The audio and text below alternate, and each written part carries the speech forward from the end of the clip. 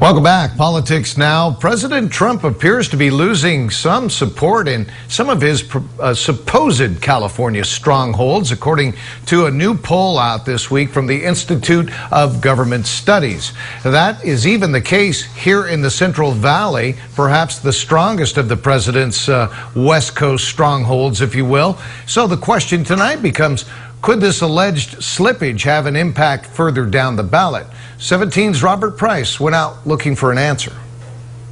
President Trump's support in California among conservative voters has started to erode, pushed along by the coronavirus and the economic chaos that has followed that, according to a new statewide poll. The survey, which was administered in late July to more than 8,000 Californians, gave Democrat Joe Biden a 39-point lead over the president, which, if it were to hold, would be a record and by a substantial margin. But President Trump will always have the Central Valley, right? Not like he once did, if the poll is to be believed. Trump's approval rating fell from 44% in January to 37% now. Trump also saw a significant drop among rural voters and those who identified themselves as moderate conservatives. Mark DiCamillo designed and supervised the poll. This is really the first time that we've noticed a decline in Trump's performance rating in California overall, and now we're seeing it also in the Central Valley. What does that mean to candidates in down-ballot races?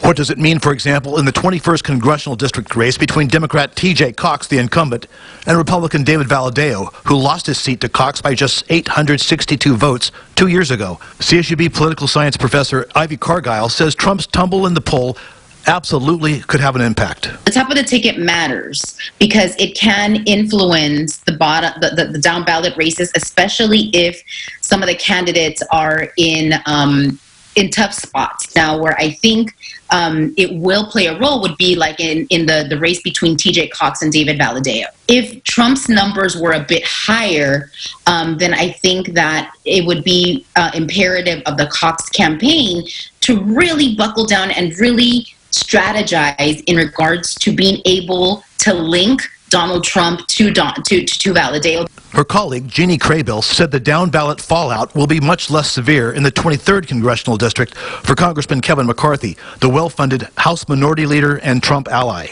He's a brand, and so this might maybe ding him a couple of percentage points, but I think he absolutely would. I have no doubt that he would keep his seat, and I think any drop will not be major for Kevin McCarthy.